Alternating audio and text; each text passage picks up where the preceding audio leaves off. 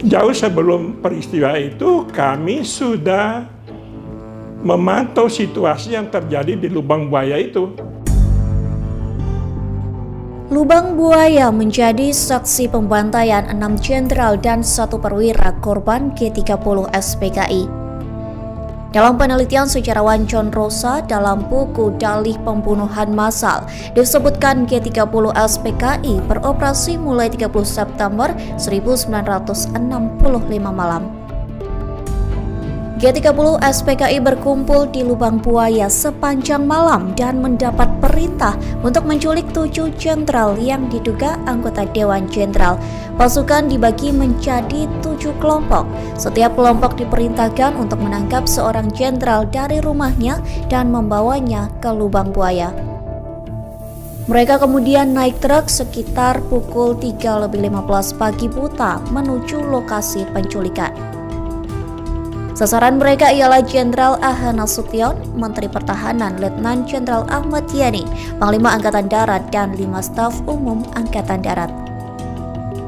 5 staf tersebut adalah Mayor Jenderal S. Parman, Mayor Jenderal Mas Tirto Darmo Harjono, Mayor Jenderal R. Suprapto, Brigadir Jenderal Sutojo Siswami Harjo, dan Brigadir Jenderal Donald Ishak Panjaitan. Pada dini hari tanggal 1 Oktober 1965, terjadi penculikan 7 jenderal Angkatan Darat yang dilakukan oleh G30 SPKI dengan bantuan militer. 6 jenderal dan 1 perwira yang salah tangkap dieksekusi mati oleh G30 SPKI. 3 jenderal, Parman, Suprapto, Sutojo, dan letnan yang salah ambil dari rumah Nasution masih hidup ketika diculik tetapi dibunuh di Lubang Buaya. Sementara 3 jenderal lainnya sudah meninggal ketika dibawa ke Lubang Buaya. Jasad ke-7 korban dilempar ke dalam sumur berdiameter 75 cm dengan kedalaman 36 kaki. G30 SPKI kemudian menguruk sumur itu dengan bebatuan, tanah, dan dedaunan. Pemilihan Lubang Buaya sebagai lokasi pembuangan jenazah korban penculikan tak lain karena lokasinya dekat dengan pusat komando G30 SPKI. Pusat komando G30 SPKI berada di sekitar area Bandara Halim. 5 pimpinan inti G30 SPKI yaitu 2 tokoh sipil Sejam dan Pono dari Biro Khusus PKI serta 3 perwira militer Letnan Kolonel Untung, Mayor Sujono, dan Kolonel Abdul Latif. Para pemimpin G30 SPKI berkumpul di Pangkalan Auri di Halim tepat di sebelah utara Lubang Buaya. Pada 1 Oktober 1965, Letkol Untung dan Kolonel Latif diterima di rumah Mayor Sujono, Komandan Pasukan Auri di Pangkalan Udara Halim. Mereka kemudian pindah dari tempat persembunyian di Gedung Penas ke rumah kecil Sersan Sujatno yang juga terletak di kompleks kediaman di Halim. Selama operasi, mereka tidak mempunyai sarana untuk berkomunikasi dengan pasukan G30 SPKI di Lubang Buaya dan Lapangan Merdeka selain melalui kurir pribadi.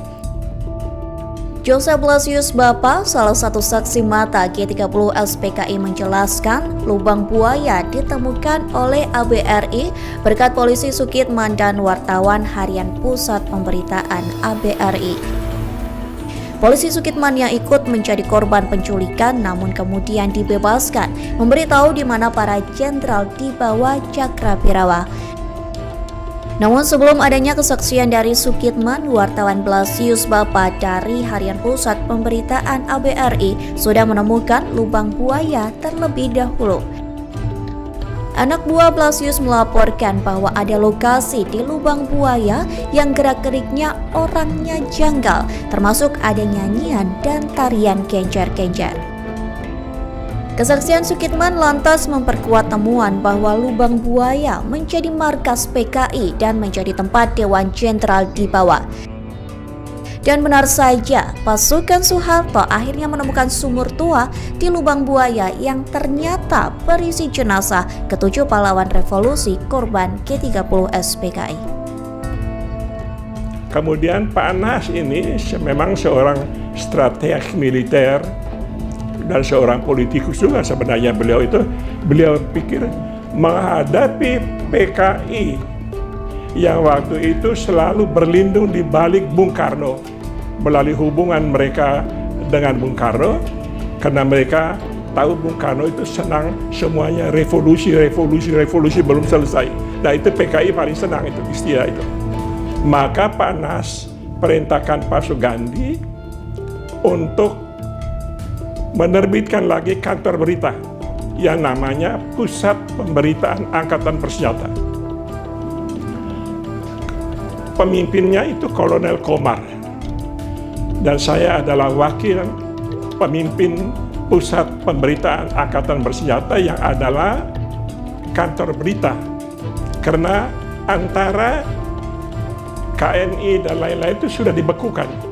Tengah malam itu kami jam 12 tengah malam tanggal 1 setelah jenderal-jenderal dibunuh itu mendapat info bahwa pimpinan daripada antara dan lain itu adalah orang-orang PKI, maka dibekukan, maka didirikanlah PAB. Nah, saya ditugaskan sebagai wakil pimpinan PAB. Pada waktu saya ke Lubang Buaya itu dalam kapasitas sebagai pimpinan kantor berita Angkatan Bersenjata yang namanya PAB. Tetapi